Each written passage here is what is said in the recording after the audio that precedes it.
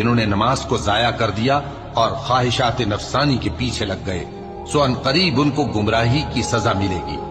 ہاں، جس نے توبہ کی اور ایمان لایا اور عمل نیک کیے تو ایسے لوگ بہشت میں داخل ہوں گے اور ان کا ذرا نقصان نہ کیا جائے گا، یعنی ہمیشہ کی بہشتوں میں، جس کا اللہ نے اپنے بندوں سے وعدہ کیا ہے کہ جو ان کی آنکھوں سے پوشیدہ ہے۔ بے شک اس کا وعدہ نیکوکاروں کے سامنے آنے والا ہے، وہ اس میں سلام کے سوا کوئی بےہودہ کلام نہ سنیں گے اور ان کو صبح و شام کھانا ملے گا۔ یہی وہ جنت ہے جس کا ہم اپنے بندوں میں سے ایسے شخص کو مالک بنائیں گے جو پرہیزگار ہوگا۔ اور فرشتوں نے پیغمبر کو جواب دیا کہ ہم تمہارے پروردگار کے حکم کے سوا اتر نہیں سکتے،